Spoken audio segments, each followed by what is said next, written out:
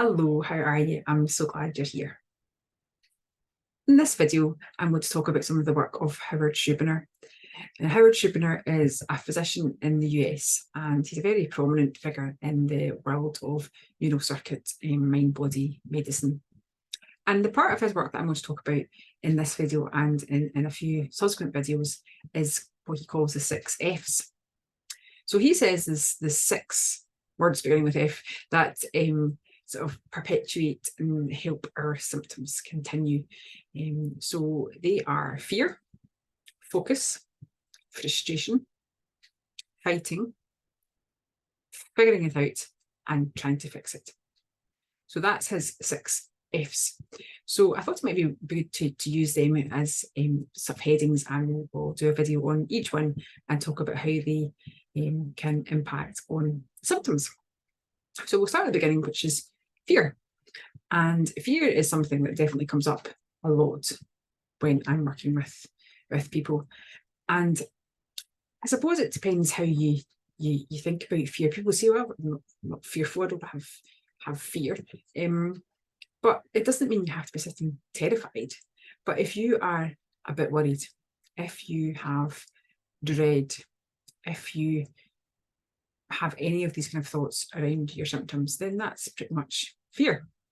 So it might be fear in the here and now. It might be, oh, my pain is so severe right now, I don't know how I'm going to get through the day. How am I going to manage today with my back so sore? Or I'm so exhausted that I can't do anything today. Or how am I going to cope with this movement disorder? It's just too much for me to deal with today.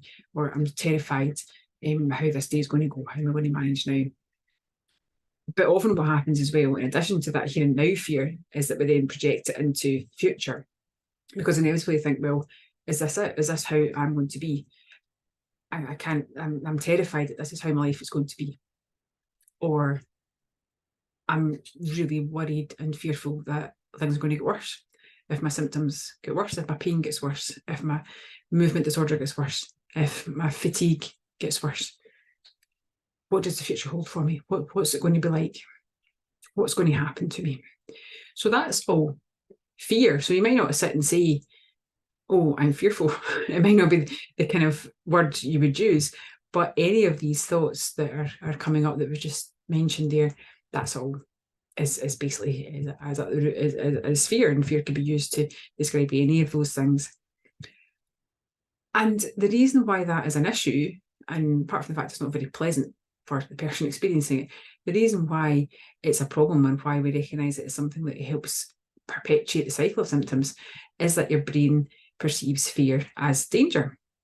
So if you're afraid, in general, so we're not talking about your symptoms just now, but if you're afraid because you think someone's trying to break into your house, or you're afraid because of the state of the world, or you're afraid because you can't find your car in the car park, or whatever it is that's making you afraid, you're being chased by a lion or something, you never know.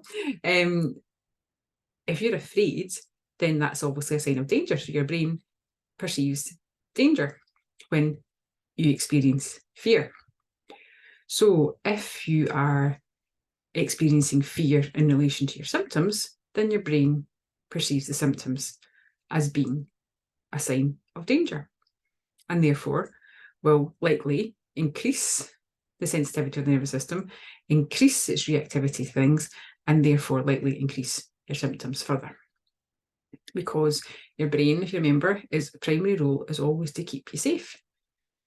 So if it thinks that you're in danger, if it recognises and perceives there to be fear, whatever it may be, whether it's in relation to a physical attack from a lion, or worried about giving a presentation, or fear around what your symptoms mean, either fear that they mean something is wrong with you, fear that you have a serious illness, fear that you don't know how you're going to manage, fear that this is how your life's going to be, fear that things are going to go worse, fear of the uncertainty of it all, your brain perceives all that as a sign of danger, and therefore will likely increase the sensitivity of the nervous system, and in turn increase your symptoms.